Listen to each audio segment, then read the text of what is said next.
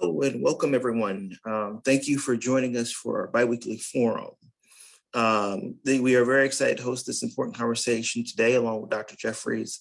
And we're happy to have that you all taking time out of your day to join us. We meet here every other Thursday from 11 a.m. to 12:15 p.m., although some of our speakers may stay afterwards if they can. Out of caution during the pandemic, we moved our forum to this online webinar format in order to promote public safety and make our forums more accessible. Just a few notes about this new format that you should be aware of. Everyone except the forum presenters and Kirwan staff are muted in terms of audio and video, so don't worry about having to mute yourself or deal with any video settings. No one will be able to hear or see anyone except our speaker. Also, the chat feature is disabled for the webinar, but we encourage you to make use of the Q&A button to ask questions or raise concern about the webinar. Someone from the Kirwan Institute will be monitoring Q&A and will help with any problems with the webinar and collect questions to ask presenters when it comes time for Q&A. Finally, this webinar is being recorded so that we can make that available through our social media afterwards. Though no one except the presenters will be recorded, we want to make sure everyone is aware of that ahead of time just for the sake of transparency. Today we have Dr. Hasan Jeffries with us today. Dr. Jeffries teaches, researches, and writes about the African-American experience from a historical perspective. He has chronicled the civil rights movement in the 10-episode Audible original series, The Great Figures of the Civil Rights Movement, and has told the remarkable story of the original Black Panther Party in Bloody Lounge, Civil Rights, and Black Power in Alabama's Black Belt. Hasan has served as the lead historian on several public history projects, including the $27 million renovation of the National Civil Rights Museum in Memphis, Tennessee. Hasan has committed to teaching hard history, led him to edit the Understanding and Teaching of the Civil Rights Movement, a collection of essays by leading scholars and teachers that explores how to teach civil rights history accurately and effectively, and host the podcast Teaching Hard History, a production of the Southern Poverty Law Center's Learning and Justice Division. And with that, I will turn it over to Dr. Jeffries for his presentation.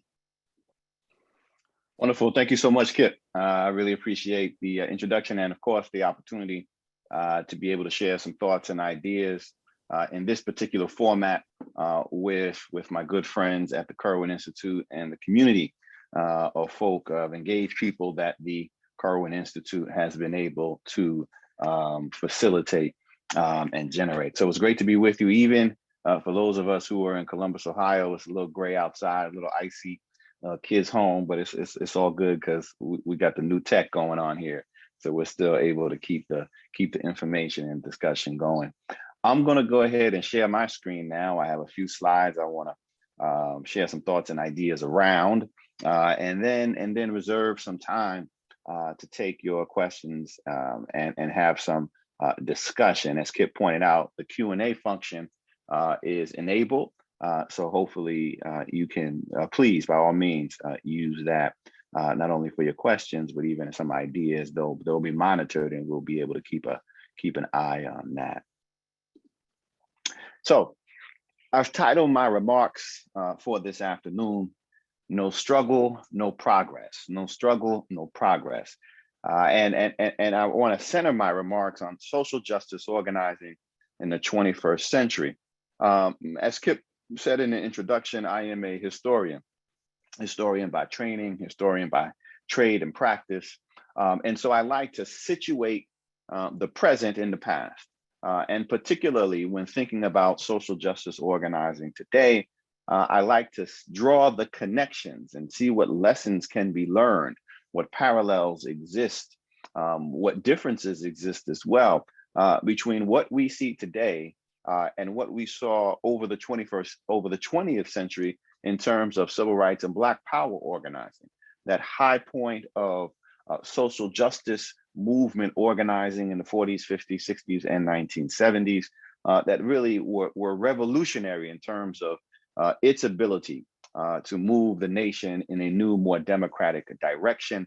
And what we see today and what we will see tomorrow belongs on a continuum that stretches from that period until the present. And that continuum actually stretches even further back when we think about the African American experience.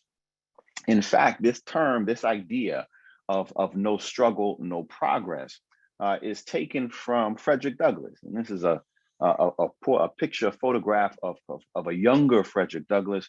In fact, Frederick Douglass, over the course of the 19th century, the 1800s, the 19th century, was the most photographed American alive, which is something. Right? We have more photographs of Frederick Douglass than any other person in America from the 19th century. And this is a younger Frederick Douglass. Frederick Douglass, of course, was an African American born into slavery, resisted his slavery while he was in bondage, suffered the brutalities and the horrors of the institution of slavery, and then made his way to freedom, and did not simply cower in the shadows once he was free. He became an advocate for the freedom of all Black folk. This is a critically important thing that Frederick Douglass did. Frederick Douglass understood that even his basic rights, even though he was free, and even when the person who was searching, the former enslaver who claimed ownership over him, even when that person was paid off, he refused to pay him, but some other abolitionists paid that person to keep the bounty hunters from tracking Frederick Douglass down. And so now he was able to live free, if you will, in the free states. Even then, he understood that he would not be able to enjoy his full civil and human rights as long as slavery existed somewhere. Frederick Douglass understood that organizing in the 19th century meant organizing to end slavery, organizing for a basic freedom. Frederick Douglass famously said, if there is no struggle, there is no progress. That's no struggle. No, if there is no struggle, there is no progress. I mean, that's the heart of it all when we think about social justice organizing, whether we're talking about the 21st century, the 20th century, or the 19th century. Frederick Douglass, if there is no struggle, there is no progress. Those who profess to favor freedom and yet deprecate agitation are men who want crops without plowing up the ground. They want rain without thunder and lightning. They want the ocean without the awful roar of its mighty waters. This struggle may be a moral one, or it may be a physical one, or it may be both moral and physical, but it must be a struggle. Power, Frederick Douglass said, power concedes nothing without a demand. It never did, and it never will. Bookend those two phrases. If there is no struggle, there is no progress, and power concedes nothing without a demand. He's saying that in order to move forward, that people have to engage in struggle. He rejected the myth of perpetual progress, perpetual racial progress, that this idea perpetuated by many, whether we're talking about the era of slavery or Jim Crow or even today, that if you just allow time to pass, that time itself will allow change to occur. But Frederick Douglass understood this idea, no struggle, no progress, that time is not a social force. And since it's not a social force, time itself, the passage of time, isn't capable about bringing about change.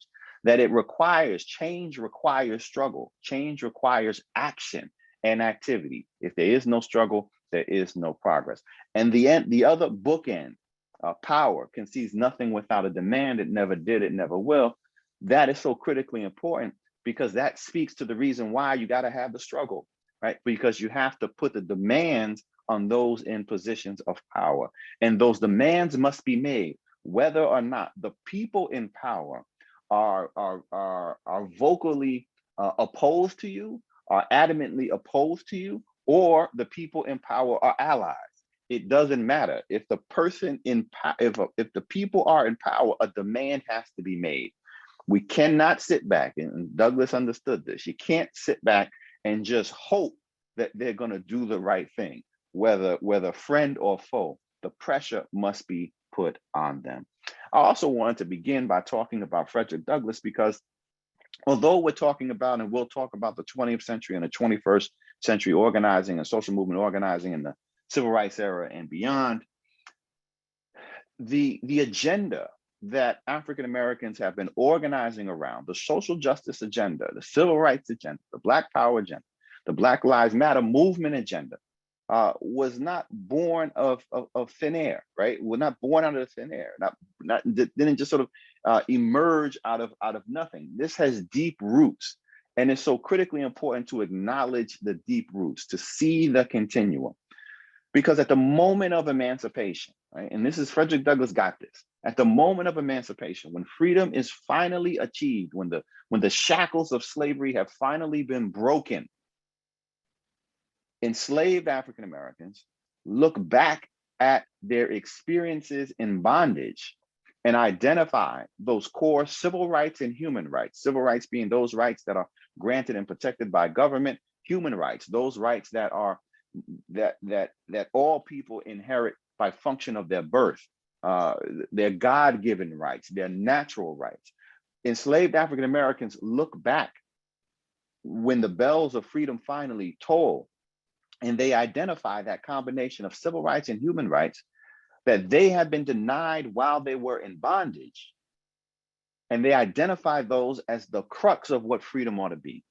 And so nobody understood better what freedom meant than enslaved folk, because they were the ones being denied the basic rights of freed people, and yet they were living in the presence of those who enjoyed those rights, right? I mean, so, James, I like to talk a lot about James Madison. James Madison, the architect of the Constitution, also an enslaver. James Madison drafts the Bill of Rights, conceives and conceptualizes the Bill of Rights, but nobody understood better what these 10 amendments, if you will, meant in terms of keeping government from infringing upon the basic rights of people than the 100 plus people that Madison was enslaving himself. They didn't have to read the Bill of Rights to understand the centrality of freedom of speech and freedom of assembly, the right to self-defense, the right to worship as they please, as being core rights to being free people, because all of those rights were being denied them. So what I'm suggesting to you by beginning in this moment, saying, look, we got to look back not just at what Frederick Douglass is saying, but at this moment of emancipation, because the agenda, the set of rights, what I call freedom rights, both civil rights and human rights combined, how enslaved people were defining what freedom was based upon their experiences while they were enslaved. This sets the agenda, the social justice agenda that Black folk will be pursuing for the next century and a half. This is critical. I mean, when we look at what freed folk, formerly enslaved folk, were pursuing at the moment of emancipation, it's exactly what Black people are fighting for now. It's the exact same thing. Run down the list. Access to quality education and emancipated people. They're like, look, they're sending petitions to the Freedmen's Bureau. Like, y'all got to send us some teachers and get some schools. Black legislators in the Reconstruction era, what they actually do is create the first public education systems in the South, right? This is a freedom rights agenda. This is what freedom is going to mean. We're going to have education, not just for children, but for adults, because that had been denied us while we have been enslaved. Control or having being able to enjoy the fruits of your own labor, fair wages, decent wages, access to land, ownership of land. They had an economic agenda. This is an agrarian society, so not surprisingly, it was connected to land. But when we move forward in time, we see that there's a consistent economic agenda that African Americans are organizing around. Decent housing. The moment of emancipation, and formerly enslaved folk are like, look, we got to move out of these slave quarters. We want to have our own homes. We want to have our own property, our own space, and we want them to be decent, not these slave shacks. We want decent homes, and we're going to build them ourselves with glass windows and the like. That you can trace that from there to pushing the federal government in the 1930s to develop public housing because Black folk couldn't break into the private sector housing. And now, and fast forward, through the 1950s and 1960s, and the fair housing, open housing movement, again, around housing. And then even into the 21st century, we'll begin to think about affordable housing, the struggles around that. Again, the key is housing. This was always part of the African American agenda from the moment of freedom on forward. Personal safety is the same way. We talk a lot about dealing with police violence and police brutality and police misconduct. Well, go back 150 years, and African Americans were talking about the personal safety as well. They weren't worried or concerned about police. The modern police force hadn't been developed yet. They were talking about racial terrorism from racial terror groups, the Ku Klux Klan forming in 1868, but all these armed Confederates, former Confederates that were harassing and using violence to undermine Reconstruction, and African Americans were determined to protect themselves and draw in the law, draw in the federal government, leave the Union troops here to provide some protection for us, because they too were concerned about personal safety. So we have to start here, because what I want us to do, and what's so critically important that we do, is that we recognize and acknowledge that even enslaved folk, because we see in the evidence of their action at the moment of emancipation, that even enslaved folk, we have to take seriously as political thinkers. We have to take seriously as political thinkers. Now, these are the folk who are at the bottom of society, if you will. And even they had a fundamental understanding of not only what they wanted, but also what the obstacles were in front of them. So we have to take enslaved folk seriously as political thinkers. We have to take this generation of freed folk seriously as political thinkers. We got to take sharecroppers seriously as political thinkers. We got to take poor folk seriously as political thinkers. We got to take minimum wage, low wage, essential workers seriously as political thinkers. We got to take young people seriously as political thinkers.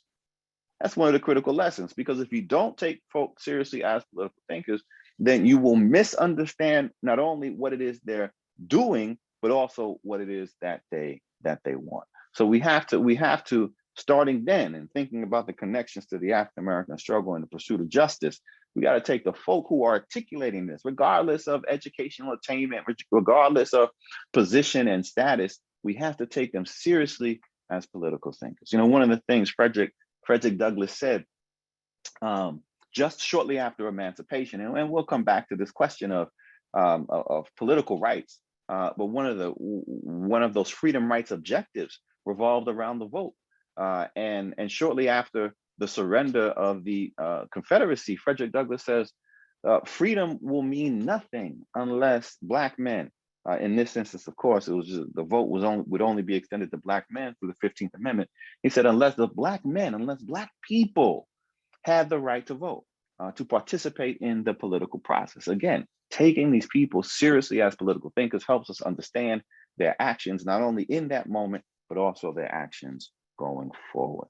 And so one last thing before we move on a little bit is when thinking about what it is that Black folk have been fighting for historically, it's also critically important not to too narrowly define what that agenda is. So often we talk about social justice activism solely in terms of civil rights. And this is a function of the naming of the Black freedom struggle, or rebranding of the Black freedom struggle in the late 1950s, early 1960s as a civil rights movement. Before the late 1950s, which is also a function of the Cold War, when Black folk talked about what it is that they were trying to accomplish, they talked about it not in terms of civil rights, but they talked about it in terms of freedom. I said, they're about freedom. They sang freedom songs. They formed freedom organizations. Freedom is what they were talking about.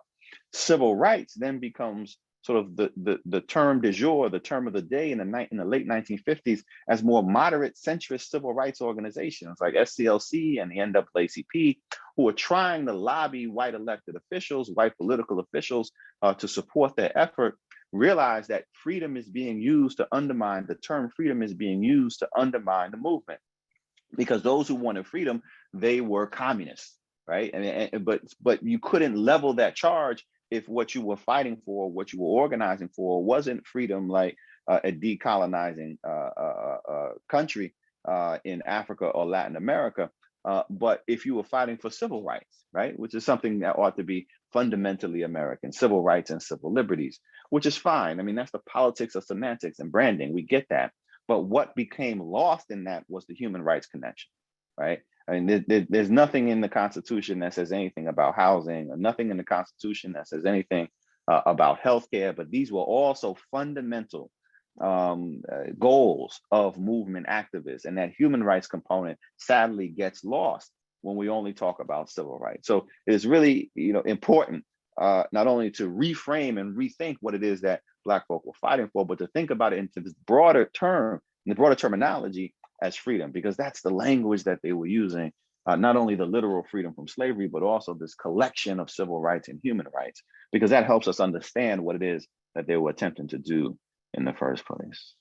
When we think about the civil rights era, and it's important to focus on the civil rights era because that's the period where we see the most substantial gains in terms of legislation accomplished, certainly at the federal level, the end of de jure segregation, legalized Jim Crow. But it's also the moment of heightened political organizing, public organizing on the part of African Americans. You always got Black folk organizing, right? There's always a struggle. And we go back to 1619 when the first 20 and odd, quote unquote, Negroes were sold into slavery in Virginia. From that moment forward, you have Black folk who were fighting, right? The persistence of resistance is a core theme in the African American experience. But because you have folk engaged in struggle, doesn't always mean that that struggle rises to the level of a social movement, right? Where you have defined organization, clear goals, and the like, right? That we begin to see during the civil rights era. Movements don't last 400 years, right? Movements are really short, extend over really short periods of time, and they ebb and flow. They don't even last decades, right? I mean, these are usually smaller, localized, that social protest that gets connected through national organizations and national activists. So the 40s, 50s, and 60s and into the mid 70s are critically important because it is this moment of heightened public organizing. It is a true moment of movement building. And so a lot of lessons can be drawn from there. But one of the things that we don't do a very good job of when we look back at this moment of heightened political organizing for social justice in America, led by African Americans, we don't do a good job of talking about the full spectrum of movement leaders. We talk about Dr. King, but we usually have him frozen on the steps of the Lincoln Memorial, dreaming about colorblindness and his kids playing with some little white kids, right? And we don't even get into the full, or we don't even put King into his full context. King as a radical activist, somebody who believed that the triple evils that America was facing and by the end of the 1960s was not only racism, but also capitalism. King was not a capitalist. King was a democratic socialist. He always had a critique of capitalism as a child of the Depression. So racism, capitalism, and militarism, right? And we don't talk about that when we talk about King, and we should, right?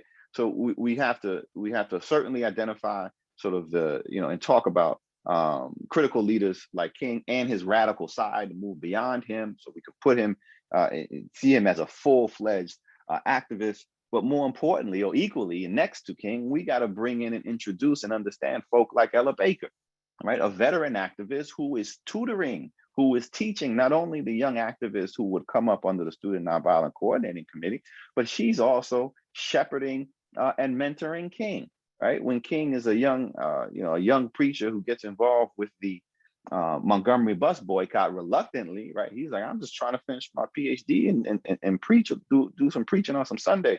And now he finds himself thrust before the nation. Ella Baker had been engaged in civil rights organizing at that point for 20 years, for 2 decades, right? And, first with the NAACP and various New Deal organizations and socialist cooperative economic organizations in the 30s, and then the NAACP in the 1940s and 1950s. We got to talk about the lessons and the organizing philosophy of folk like Ella Baker, who embraced not the King approach. King is a Baptist minister, and he comes out of that tradition of leadership coming from the pulpit. Ella Baker comes out of a different tradition, still with church roots, but she comes out of a tradition of cooperative economics. And so her interest is less on the person in the pew and more on the people less on the person in the pulpit and more on the people in the pew, right? And so sometimes when we think about what lessons can be drawn from the movement leadership of the 1960s, we have to turn our camera around. So we're not just focused on the pulpit, but we're focused on the pew. And if you do that, not only do you catch an Ella Baker, but you also catch all of the women who would have been filling those pews. right? And you get this sense and you understand and you study her and this idea of participatory democracy. What she is saying is that you give people light, as she would like to say, and let them lead the way. Like they will find a way. She had an ultimate faith in the power of people. Why? Because she took them seriously as political thinkers. She said they may not have the tools, they may not have the legal expertise, but that doesn't mean you can't coach them up. To use a good Ohio State analogy, we Ohio State people, so we understand sports. You can coach people up, but you have to believe that they had a talent, and they had the talent. She said, I trust everyday people. I believe in everyday people and ordinary folk. Now it's just a function of creating structures and apparatus that can involve them in the struggle for justice and equality. At the same time, as we focus on, or should focus on folk like Ella Baker, take seriously the radicalism of Martin Luther King, when we think about the 21st century, we got to talk about youth leadership, right? And there's no greater example of youth leaders and youth leadership than this moment in the 1950s and 1960s. And I've written, and others have written, on the Student Nonviolent Coordinating Committee. And this is just essential. I mean, it is just a model for how young people can catalyze, bringing that energy, bringing their vision into social justice organizing and giving it the jolt, right? I mean, it's the sit-ins of 1960. It's the freedom rides of 1961. It's the grassroots organizing that the Student Nonviolent Coordinating Committee will do in Mississippi, creating the Mississippi Freedom Democratic Party in 1964.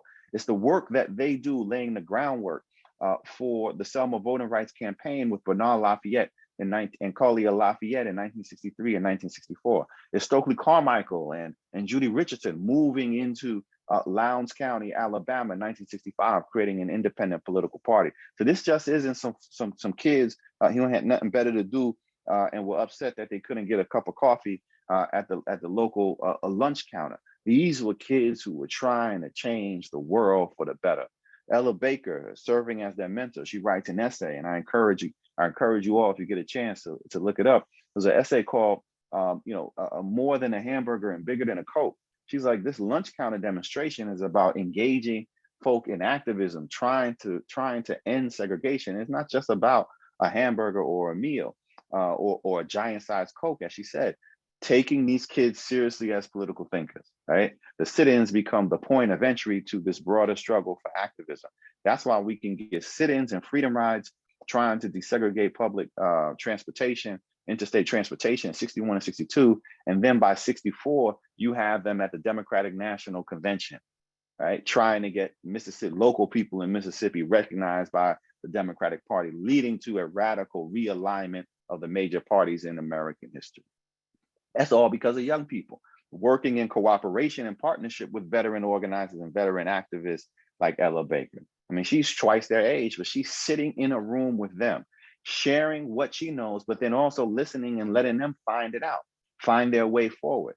One of the critical things that comes out of the civil rights movement that we got to think about today, and it's so important, is having intergenerational dialogue and communication.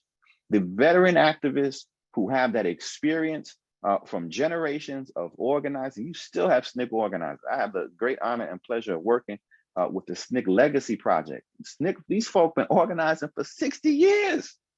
For 60 years, they've been on the front lines of fighting for freedom, which is insane. Students knock on my door. I'm very happy to talk to them in my class, and they want to organize a protest. And I'm like, good, go ahead, go for it. And they come back 2 weeks later. I'm like, how'd the protest go? They're like, yo, it went real well, but I'm kind of tired now. I'm a little bit burned out. I'm like, you got 2 weeks. It's been 2 weeks. You can't be burned out. You got activists going on for 60 years.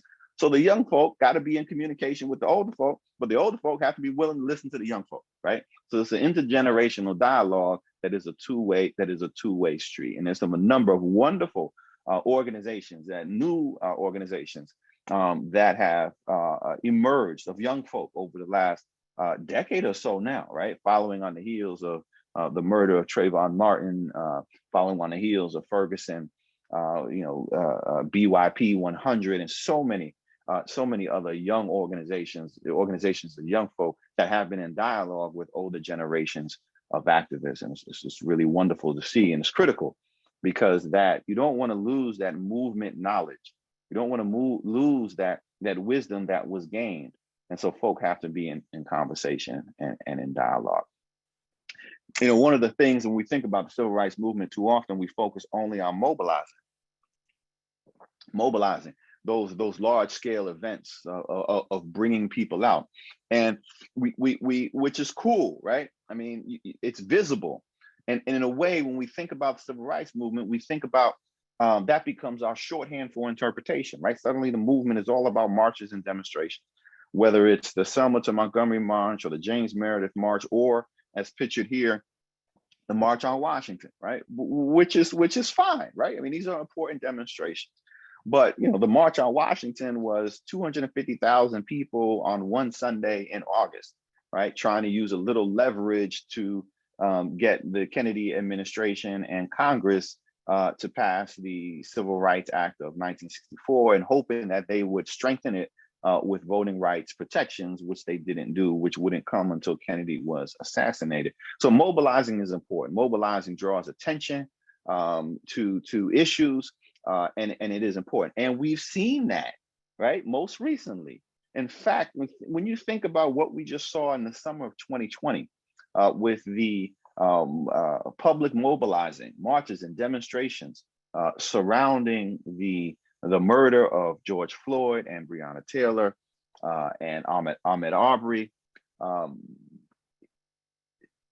people taking to the streets led by young people in numbers that we have not seen ever, right? The March on Washington is 250,000 people for one afternoon. The protests that we saw in the summer of 2020 in June alone, with estimates run as high as 30 million people taken to the streets. We have never seen that before. In other words, we have just lived through the largest protest in American history, and it's not even close. It's not even close. And it was sustained, right? It doesn't disappear. This is not one afternoon. This is not one weekend. This is not 1 week. This is not even 1 month. We saw it going through the entire summer. And this is critically important because you can't sustain that level of energy. That's an unreasonable expectation. But it's so critically important because when those moments happen, you see the pressure that is brought to bear on folks, right? And there will be pressure brought to bear on elected officials, but it's also pressure brought to bear on the larger society.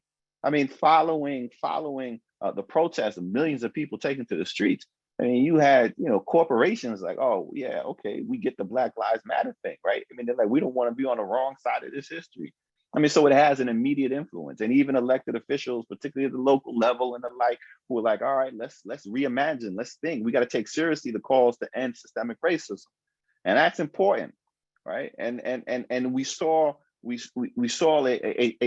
quantifiable change in terms of language, in terms of willingness to talk about these issues that was a result of mobilizing that many people in the streets. Mobilizing makes a difference, but mobilizing alone isn't enough. We saw coming out of the civil rights movement, we don't pay attention enough to this, we saw mobilizing connected to organizing. Mobilizing is the large-scale demonstrations, getting people out into the streets, but organizing is the grassroots work, right? Organizing is the stuff that doesn't make the front page of the newspaper. Organizing the stuff that doesn't get captured in television. This is an image of Stokely Carmichael, activist Kwame Ture.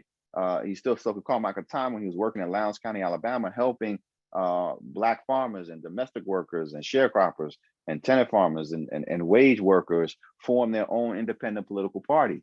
And he does this not by saying, hey, meet us by the courthouse, we're going to have a demonstration. There were no marches in Lowndes County, Alabama for 2 years, right? What they were doing was knocking on doors. They were canvassing, they were holding mass meetings, they were talking to people, asking them what they wanted, what did they need, and seeing how they can connect what they articulated as their needs and wants with the resources and expertise that they were able to bring to the table as organizers.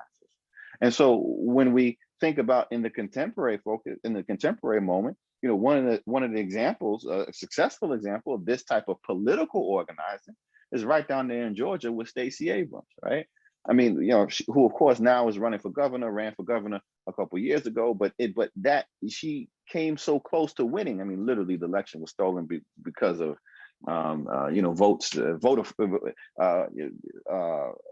voter manipulation and folk being disenfranchised then, and you gotta see what happens now. But the result of her organizing work and that of so many others, right? Not just as an individual, but as an organization, reaching out to voters, reaching out to Black folk, not just in Atlanta and Fulton County and Savannah, but into the surrounding rural communities, turning out the vote, even and despite the obstacles that were placed in front of them, manages to turn the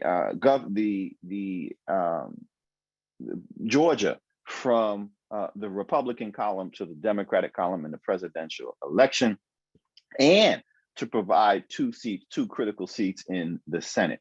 That's not a function of mobilizing, that's a function of organizing.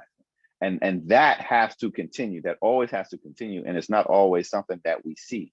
But just because we don't see it doesn't mean it doesn't need to be done, and it isn't being done itself. When we think about social justice and what it is that folk are fighting for, is so critically important that we understand that people are fighting for more than just sort of access, right? And access for a handful of people. I'm a sports guy. I love sports. One of my sports heroes is Jackie Robinson. Not only because of what he was able to do on the baseball diamond, arguably one of the greatest athletes of the 20th century.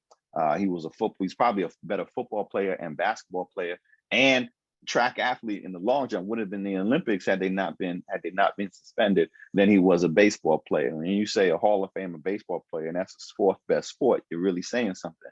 But when we think about civil rights goals, we often think about somebody like Jackie Robinson, and that him breaking into the Brooklyn Dodgers in 1945 and breaking the color barrier, desegregating or integrating major league sports after it had been segregated for 50 years for the whole duration of the 19th century or the 20th century. That is the beginning of something, is not the end, right? I mean, so these points of entry, these points of access are so critically important. Like when you get this moment, right, where you break the glass ceiling or whatever that barrier is, when thinking about what is the goal of the movement, is never just to get Jackie Robinson on base onto the field. It's to make sure that creates an opening for others, right? And this Jackie Robinson actually understood. So we often stop, the story of Jackie Robinson in 1947 when he breaks in with the Brooklyn Dodgers, but he becomes a vocal activist, not only speaking out against sort of racism and white supremacy and Jim Crow, not only as his career unfolds, but then for another decade and a half until his untimely death because of health issues in the early 1970s. He is a frontline civil rights activist. I mean, so even in the example that we get of Jackie Robinson, this is not about individuals, right? This is about moving a group forward. That has always been, right, one of the central objectives of the freedom rights struggle of social justice organizing led by African Americans. It's not about access for individuals. It's about creating opportunities for the group. And that's critically important. And that's reflected in the goal. So when you get one in, people can be like, oh, it's all good. We saw the same thing happening with Barack Obama, right? It's like, you got Barack Obama, African-American, elected to the highest office in the land. People like, oh, I guess racism is over, right? Remember those conversations where people talking about, are we post-racial? Remember that silliness? No, we were not. It's also important to understand that there's always opposition. There's always been opposition to social justice organizing. This here is a photograph of Bull Connor, who was the police commissioner of a public safety director of Birmingham, Alabama. Birmingham in 1963 was considered the most segregated city in America. People called it America's Johannesburg. And of course, in 1963, MLK and SCLC lead a campaign there to desegregate Alabama, but desegregate Birmingham, Alabama. But we got to understand, right, that you have always had opposition to equality in America. Always had opposition. Why? Because you always had white supremacy, right? And you have always had white supremacists. But in understanding the opposition, you got to understand the opposition isn't driven simply and solely by individuals, right? I mean, while people like Bull Connor are important to recognize and understand, they are creations of the society. They're not necessarily driving the society, right? So Bull Connor is the duly elected public safety commissioner of Alabama. He ain't sneak in there, right? Like, people voted him in. White people, every day, white folk in Alabama voted him in. The neighbors of Black people voted him in, and they were happy for him to be there. And so we got to understand that those who stand up as the opposition to social justice, yeah, they become sort of the focus, but they're more of a reflection than anything else. And we see that with Bull Connor. So even if you remove the Bull Connor, which eventually he is removed, racism didn't suddenly disappear in Birmingham, Alabama. The police in Birmingham, Alabama didn't suddenly start treating Black folk fairly. Segregation didn't suddenly disappear, whether we're talking about segregation in employment and discrimination in employment or in housing. Even now, when you have a Black mayor, you still got a segregated city in Birmingham, Alabama. Why? Because it was never about individuals. It was also very much about the way in which racism had been embedded in systems and structures in society, economic systems, political systems, as well as housing, healthcare, and the like. So it's critically important to understand and recognize what the opposition is. It's individuals, yeah, but it's also systems and structures. And we fast forward to the present, and it's the same thing. When we got this clown, Donald Trump, who was in office for 4 years, and we're like, he's the problem, and still talking, won't be quiet, still talking now. But in that, the last election, when Joe Biden wins, and he actually won, one of the things that people say, well, we can rest easy now, right? Like, after the election, right? I mean, the democracy has been saved. You got 82 million or so people who voted for Joe Biden. Yeah, but you had 75 million who voted for this guy, right? Like, after knowing all the stuff that he did and what he represented, you still had 75 million people who voted for him. I'm less worried about him than all the other people, right, who are willing to go along with the likes of him and those who are willing to imitate him. I mean, this isn't about him individually. He's going to do what he's going to do, but it's about the willingness of all the other people to go along with it, to set aside reality, to set aside facts solely for the purpose of power, and to use that power to maintain systems that promote inequality. Right? And that's what we're dealing with here, right? So Donald Trump could disappear tomorrow. You have unleashed what was already simmering below the surface, right? I mean, that's why you get this January 6th and this attempt to stop the use of violence and stop the peaceful transfer of power. That was Donald Trump calling them, but it was the people. This is what they wanted to do, right? White supremacists who understand that the principal threat to white supremacy in America is a multiracial democracy, right? So they're animated by that, and they're willing to use violence to keep it from overturning. Look, you got two people, right? When thinking about this opposition, there's only two groups of people who are, who have fallen in line with Donald Trump. It's those who are animated by his racism and his calls to maintain a society that is that prioritizes and privileges whiteness, and you have those who are okay with it. That's it. These are two groups. That's all you got. Now we can decide, well, which group is bigger, right? I mean, the numbers are certainly shifting, but that's the opposition. So when thinking about social justice, you got to recognize, sort of what you are up against.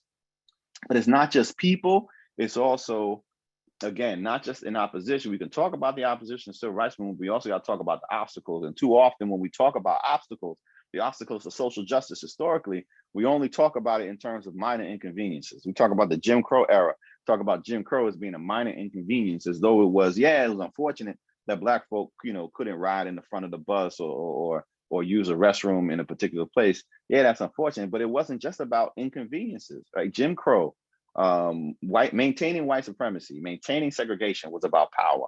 It was about power. It was about concentrating power in the hands of a few. It was about controlling Black labor. It was about exploiting Black workers and controlling and regulating their behavior, right? I mean, it was the resources that were being taken out of the African-American communities. African-Americans are taxpayers, and being diverted into the white community. The reasons why segregated Black schools were as under-resourced as they were is because the limited resources that they did have were being shifted into white schools. Right? I mean, there was a reason for segregation. People benefit from segregation. That's the privilege. Even if you were poor white, you were still benefiting from the privilege of of maintaining a system rooted in white supremacy.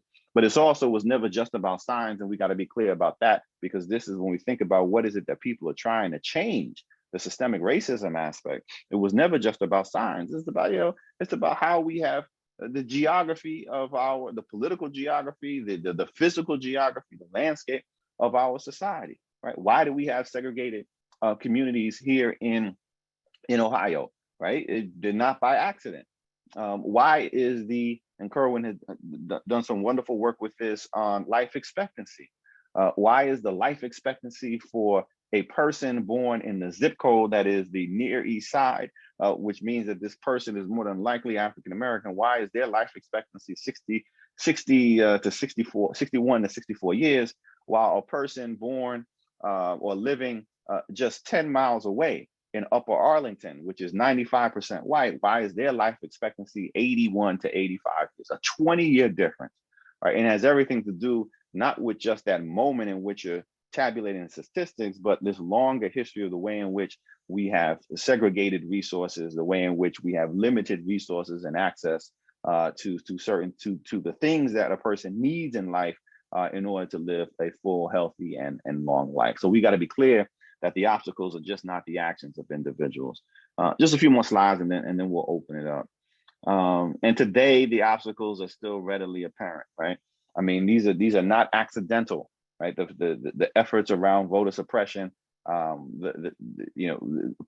making it more difficult for people to gain access to the ballot box, whether we're talking about Georgia or gerrymandering attempts by the GOP here in Ohio. These are not accidental, and they are very much obstacles being purposefully put into place by folk who do not want to see the status quo change.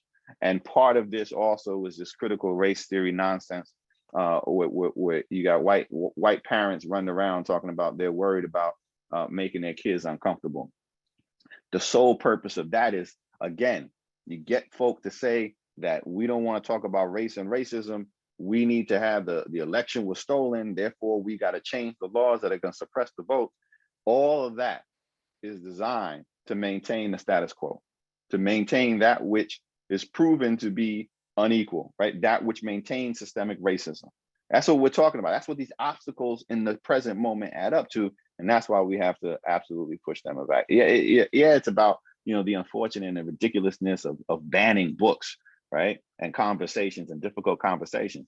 But the end result is, if you don't get people to understand and recognize the problem of systemic racism and even admit that it is there, then they won't do anything about it. They won't feel obligated. They won't feel pressured to do anything about it. And that's also one of the things that, political conservatives coming out of 2020 were determined they weren't going to do. The Republican part, white Republicans were like, no, we ain't changing nothing. Right. And so we gotta make sure people don't believe that systemic racism is actually real. Now, look, strategies and tactics are critically important, whether we're talking about the 20th century or the 21st century. And Dr. King, of course, somebody who gradually embraces but then believes in nonviolence as a way of life, is still strategically important and powerful.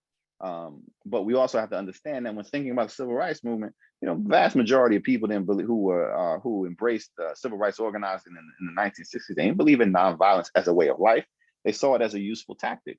Now, we got to understand it, because that also means that the vast majority of Black folk never surrendered their right to self-defense. Right? Rural people in the South. Not only do you got folk in Oakland, California, like Huey Newton and Bobby Seale, founders of the Black Panther Party for self-defense, but then you also had grandmas down in rural Alabama who were like, yeah, night riders come by, I got something for them, right? And I say this to say, oh, look, Second Amendment, and we got too many guns in America today. We got issues there for sure. But what I'm saying is, even in the 1960s, in the 50s, African Americans embraced a wide spectrum of strategies and tactics, right? Everything was on the table across the board, and they did what was necessary. And so I think it's equally important that we, in thinking about the 21st century, that you think about, well, what's the full range of strategies and tactics that are available and accessible? What makes sense in this moment, given access to power, lack of access to power, where you are, and not. The funny thing about gun legislation too, if you want to see some serious some new gun laws and some new gun legislation. History tells us all you got to do is put some guns in the hands of Black folk. Laws change in a heartbeat. That's what happened in California. When Black Panthers showed up at the state capitol in Sacramento, Ronald Reagan out there hanging out with some little kids, and laws changed in a heartbeat. In a heartbeat, you can change some laws. We know how to change some laws. Freedom politics is also, one of the things that was so critically important to come out of a movement that's so essential to social justice organizing, is understanding sort of what were the formal electoral political goals and objectives, right? I mean, so it was not only mobilizing people, not only for marches, but getting them out to the polls, but it was also educating people, right? So that, yes, we could elect people who look like us to the highest office in the land. But it was about more than just putting Black faces in high places, right? It was about putting people in office, and coming out of the 60s, the likelihood that you needed a Black person there in order to be responsive to your needs was almost an absolute, right? Because white folk won't do anything for you, particularly coming out of the South. But the politics was not just about electing people; it was about educating people so that they could hold those they elected accountable. So that it's not just about sending people into office; it's about sending them there to do the work of the people and putting that pressure on them so that they are responsive to the needs of the people. You got to have the people there. You got to do the mobilizing, but you also got to do, and this is critical for social justice organizing in 21st century, you also have to do the work of political education, right? So that, and this is Ella Baker, again, Ella Baker, taking her organizing philosophy and applying it to electoral politics, which they do in Alabama, and forming their own political party, the first Black Panther Party. She's like, look, we got to empower people so that people understand what's going on in elected office, so that people will be willing to run for office themselves. Now, the political right has done a much better job of organizing folk in local positions than progressives have done a much better job of that. The power exists and resides not only at the federal level, but certainly at the state and at the local level, right? And that focus is part of this freedom politics, that in order to advance a particular progressive agenda that is both supportive of civil rights and human rights, that has to proceed both at three levels, right? At the sort of community local level, that gets you those school boards. At the state level, that gets you the representation. That's why you got all these and voter suppression laws and divisive issue laws going forward. It's about the power at the state level. And then finally, of course, at the federal level. And so this last thing, look, we are living in a moment now of where you have young people who are animated, who are coming together.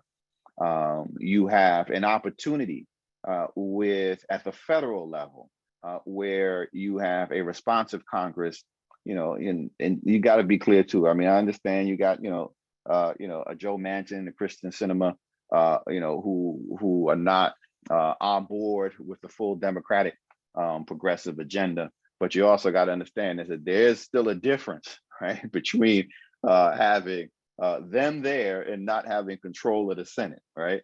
And we'll see that come forward with the Supreme Court nomination. So even when you don't have the cards, the hand that you want, there's a difference between having a hand that you don't want and having a hand that's just bad, right? And there's a fundamental difference. So it's important that we are clear about that, because then if you understand how power is aligned, then you can kind of figure out, okay, what do I need to do to leverage power in a different way, right?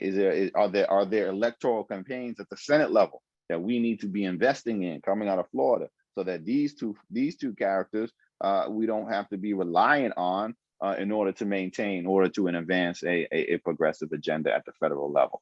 And this is a unique moment. I mean, coming off of the heels of 2020 and the grassroots organizing the mobilization that was building on grassroots organizing from the last 7 or 8 years connected to Black Lives Matter. I mean, we've never seen anything like that. Never in American history have we seen anything like that. And so, while momentum certainly has swung in a different direction in terms of, and that's to be expected as well. That's the opposition. The opposition is going to come furious. No perpetual progress. There is an opposition, and that opposition will mobilize. We saw them mobilizing with the Tea Party conservatives after Obama's election, and we saw them mobilizing after 2020, right? I mean, that opposition is going to be real, and so you just got to be prepared for it. When they counter, when they strike as their counter strike, then we have to counter punch, right? I mean, that's just the way it is. You're not going to win every battle, but as long as you're in there for the long haul, as long as you're surveying the landscape and seeing it and doing those things, engaging people, taking them seriously, being a part of a democratic process, and then I think in the end, that change, the possibility of change, will be higher, right? The potential for change will be higher, and I think I am hopeful, given the organizing that we've seen and what we've seen over the last couple of years, that we will continue to move in that direction, even when we don't win at every battle. So with that, I'm gonna stop sharing my screen, and Kip, I'll throw it back to you, my brother. Yeah, thank you for such an amazing and awesome presentation. It was mind-blowing, and I'm gonna just not even comment on it and kind of shut my mouth and get to these questions, because we got a lot of questions, a lot of people really excited about what you had to say. If you have more questions, feel free to continue to post those in the Q&A. Everyone, we'll try to get through them in order. I'm going to go in order because there were a lot of good questions, and we'll try to get through all of them. And so, yeah, I think one of the first question I had is, do you have any recommendations for any books or text regarding the life of Frederick Douglass that people might not be aware of, that you think are important? I think one of the best things you can do with Frederick Douglass is read his speeches. And because he just delivered some powerful speeches. Of course, What to the Negro is the 4th of July, powerful, testament on, and he gives that in 1857, I believe. I mean, so I would say begin with, Frederick Douglass's words themselves. And then I would say, go from there to the narrative of Frederick Douglass, his biography, right? I mean, his autobiography. He writes his own story. And I would say then start there. And then you can think about, so once you get your own grounding and understanding for yourself, then from there, look at there's a number of biographies on Frederick Douglass. But I would say start with the text, with the speeches, and you can Google those, then pick up the narrative of Frederick Douglass, which is absolutely powerful. And then from there, you can, look at the various biographies that have been written. Some of them are really good, but you've started on your own. You've laid this groundwork for yourself. Yeah, it's a great point about his speeches. So revolutionary, much more than I think people think when they're thinking about the public image of Frederick Douglass, now, as it's sort of been captured in a more mainstream way. It was really revolutionary thinking. The next question is about how someone can get involved with social justice organizing today, and what about addressing the criminal justice system and disparity specifically for Black folks? Well, I think that, one of the ways that people can get involved and should get involved with social justice organizing today is just to look locally, right? I mean, one of the things that this is an unfortunate sort of carryover from how we have misinterpreted the civil rights movement, is that the focus has been so much on leaders, right? I mean, people in the pulpit, like a Dr. King, that in the absence of a Dr. King, then we're like, well, I guess nothing is going on. There's always been something going on, right? And there's always been something going on locally. So I say it doesn't take, you just look around, find what is your area of interest, whether it's criminal justice, for example, and there are lots of organizations, whether we're here in Central Ohio or wherever people may be, ACLU of Ohio, there's so many organizations, and you just reach out and say, hey, what are you doing, right? A lot of people have stuff online. They talk about what they're doing. If you see something that's interested, then just reach out. These organizations, they don't have a lot of money. Organizations doing social justice work do not have a lot of money. They do not have a lot of resources, and they always can use assistance. Sometimes it's just showing up at an office and mailing stuff out or making phone calls. So there's always something to do. You just have to be willing to do it and give a little time. And if you have that privilege of having the time to give, then I would encourage you to do it in the area that is of most interest to you. Great advice. Well, the next question goes back to books and resources, this time about Ella Baker. There's some books and movies that you would share or that you would point people towards to learn more about Ella Baker? Yeah, unfortunately there's not enough, right? There's not enough on Ella Baker, which is also one of the reasons why I did an Audible original series, Great Figures of the Civil Rights Movement, for those people who have Audible, and one of the chapters, one of the episodes is on Ella Baker, right? And then I also trace how she keeps coming back, in the movement. So that's a possibility. There's also the great, sort of the definitive biography. It's not a personal biography, but it's more of a political biography of Ella Baker by Barbara Ransby, which is still top. So I mean, I would think those two things. There's a documentary that was made about Ella Baker, that it's a little bit a little bit hard to find sometimes, but it's called Fundi, Fundi. Fundi, and it's a powerful documentary. It's about, oh my goodness, probably made in the early 1980s. But if you can get a hold of that online, then that I would absolutely recommend watching that. That's fantastic. Yeah, I think those resources are great, and if we can find any of those and pass those along, we'll try to when we pass along the recording. But I think those are great. This question is about technology, and it's asks what role do you think the technology can play in mobilization and sustain the momentum for systematic and institutional change today? Oh, that's great. Technology is important, and it's always been important. Just the technology has changed, right? And I mean, so for example, television was critically important for getting the word out of what happened in Birmingham, Alabama, and what was happening in Selma, Alabama. Telephones were critically important, right? They had this wide area telephone service, Watts line, that SNCC activists could keep in touch with each other. I mean, the mimeograph machine was how, at Alabama State in 1955 with Joanne Robinson going in, to mimeograph, rexograph, the flyers announcing the day one of the Montgomery bus boycott. So technology has always been important. And we're looking today, social media, Instagram, Twitter, all that has been important, whether we're talking about the Arab Spring or what we saw in 2020 for getting information out and offering counter narratives. But here's the thing, especially when we're thinking about new media, individual media, cell phones, camera footage, you can get new information out. You can offer a counter narrative, particularly, and I'm just talking about sort of capturing police violence on film, but really offering a narrative that is different from the usual narrative, the normative narrative. But just because you can use technology and media to offer a new narrative, what you can't do necessarily is control that narrative once it's out there. And so take, for example, defund the police, right?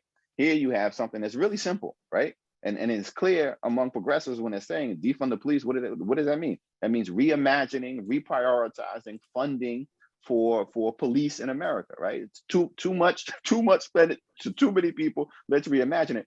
But you couldn't control it, right? So then suddenly it's about, we're trying to abolish police. And I was like, no, people who wanted to abolish police said they wanted to abolish police.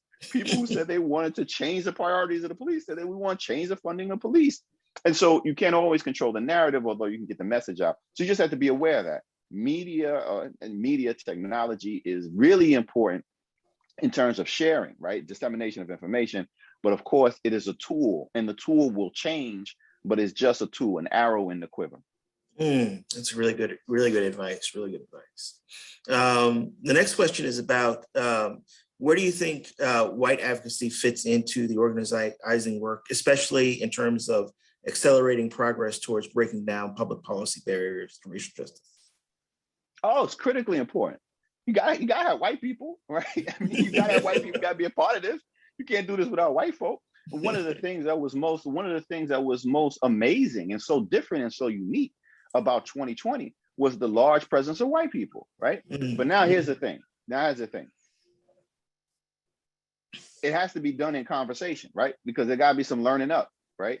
And if we're talking about a movement and we're talking about problems that are principally affecting Black folk, although everyone is impacted in some way, shape, or form, like those white folk who want to come want to be supportive, want to be a part of, and not just allies. I mean, they got to be in it too. There also has to be some deference. There also has to be some listening to, okay, well, what's the experience that you have that I can help be a part of changing and transforming going forward. And I'm very much into coalitions, right? You got to have as many people as possible, as many groups, because the Black freedom struggle, certainly as it revolves around social justice, hasn't just been about making life a little bit better for Black people, right? It has opened up doors and avenues for everyone, for women, for poor folk, for indigenous folk, for Latinos, for LGBTQ community. It has always been a place to open up space for everyone. It hasn't always been as open as it could be. We're growing. One of the big changes that we see now from 50 years ago is the willingness to embrace people more openly, a greater series of identities. So we, within the African American community, have been growing in that direction. But there absolutely is a place for white folk. And just to wrap up on that note, like one of the roles that white people can play, in addition to bringing their expertise and organizing and experience and energy and sheer numbers and visibility, is white people will listen to white people in a way that they won't listen to Black people. Right. I mean, and I'm not, I mean, those who are, I don't have access to the private homes of folk in the suburbs of Columbus, Ohio. Right. I mean, there's spaces, and let's not pretend like those spaces don't exist. We still live in this very segregated world. And so to be able to penetrate those spaces, to have those important conversations where grandma and grandpa and mom and dad will actually listen. They ain't gonna listen to me. But if you're a white person at Ohio State or somewhere else in the community, you can go home and you have access to that, you can. And so I thought it was a terrible shame when people were like, I never quite understood this either. This is one of these cultural differences, right? Cultural differences. And it wasn't until I was really deeply embedded into white space. I grew up in Brooklyn, New York. That's segregated, right? So it wasn't until I get to Duke and up here to Ohio State and I'm talking to white folk. And I'm like, wait, you don't talk about politics at home? Like, wait. Like, y'all had those conversations? Like, I don't understand. Like, no, we don't talk about that. It's like, that's a privilege, right? Not to talk about politics and all the problems that are going on. No, we don't talk about. It's like, no, you got to talk about that, right? That's the only way that people grow, right? They're leaning into that discomfort, right? It doesn't make things unsafe, but it creates the possibility for new thinking, and that's critically important. That's a role that white folk can play. Yeah, that was a word. It's a privilege to be able to not be able to talk about politics or not have to, right? Like, because every time, like, I go back to my grandmother's house, my mom, the conversation invariably turns to politics, whether you want it to or not, because it's got to, right? It has to. If I'm telling a story about an aunt or an uncle or cousin, invariably it's about like some aspect of injustice and it's about public policy. So, yeah. I'll move on and talk about the next question because I can get into this all day. They wanted to see if you could talk a little bit about the comparison between sort of the current Black Lives Matter movement, which is and its sort of decentralization of movement to the more traditional models of social justice organizing that we're more used to when we think about the civil rights movement. Do you think there are pros and cons? Do you think there's similarities and differences in terms of centralization, and how important do you think that is? Yeah, it was often when we think about decentralized leadership or group-centered leadership, and this was Ella Baker, right? I mean, Ella Baker was like, look, I believe in consensus leadership, right? You can't ask people to sacrifice or to risk their lives and not provide them an opportunity to have a say in decisions that are being made, right? And so, but we often see decentralized leadership as a lack of leadership. We think about decentralized decision-making as a lack of decision-making. And that's not the case. It's just an alternative way of getting buy-in from people. Right. And so we saw this not only with Black Lives Matter, but we saw it with Occupy. I mean, Occupy Wall Street, right, where they were, decidedly saying we are going to have decentralized leadership. We're not going to have a central leader. And then, you had the news come in and they're fishing around the camps or whatever. Like, we want to talk to the leader. And they're like, we got to have somebody to talk to. We don't know who we can talk to. Right. And they were like, oh, it's just chaos. It's like, no, it's not chaos. Right. It's a choice. Right. Because people understand the stakes. And we go back to the civil rights era. Yeah, you had organizations that revolved around central figures. But Ella Baker had a critique of that. She was like, you can't build an organization around an individual, because what if that individual winds up with what she said, feet of clay, right? And then you take that, when that individual collapses, then what's the organization? So where's the movement? So it's like, no, you gotta have, right, rather than a central leader, you gotta have people who are committed to leadership and to small d democratic leadership. And you had those organizations. And so you've always had this blend. But now, of course, when you're thinking about church leadership, it is very hierarchical, right? It is very male-centered. It is very individual-oriented. I'm coming out of Baptist church. I understand what that looks like. And so and in the end, I think it's not a matter of either or, right? It's not a matter of like, well, you either got to have this central leadership or you got to have the decentral leadership, because it ain't just one organization, right? It ain't just one people. So you're going to have folk who gravitate towards one, you're going to have folk who gravitate towards the other. And as long as they're willing to respect the decisions that are being made in different places and come together in coalition and partnership, then I think it's totally fine. I mean, there's a lot to be said about the decentralized nature of Black Lives Matter, which also meant that during the last 4 years, right, when they were being targeted, right, they couldn't stop it, right? I mean, just imagine, and when 2020 happened, because that was local organizing, local people who have been organizing all this time, right, from 2014, 2015 on through, who get people out there. If that had just been a single person, if that had been a single organization, you never would have had 2020, because they would have been cut, the legs would have been cut out from under them. Right, especially once you had a Justice Department that was targeting them specifically, right? So I mean, there's a real benefit to having decentralized leadership in that sense. Really, those are really good points. I think that it's a great way of thinking about that, bridging that dichotomy a little bit too. Also, before I ask my next question, some people have posted a lot of resources in the chat, to resources to the Ella Baker documentary, resources to different. So feel free to look in those if you're looking for some of those resources. And I'll go on to my next question. I think we have time for a couple more. Okay. How do we balance seeking freedom and other basic rights for marginalized communities without becoming oppressors? In other words, advancing equity versus advancing representation of the ruling class, like inside, outside. Right? So I think it is about it's always about accountability, right? And decision making. I mean, a lesson coming out of the civil rights era. Stokely Carmichael at Kwame Ture in 1970s. He said it's not radical if we would have elected Martin Luther King president of the United States if decisions were still being made from the top down, right? He said it's only radical if decisions are made from the bottom up, which means centering people, ordinary people, right? So even when you're in decision-making positions of authority, right, how are you engaging people? If you are working within the best interest of folk, but then you're not listening to them, again, going back to that idea of taking people seriously as political thinkers, people know what they need, right? They may not know necessarily how to get there, but they know what they need. So if we take them seriously and keep them a part of the conversation, right, asking them, what is it that you want most? What are your priorities? Then you will remain grounded.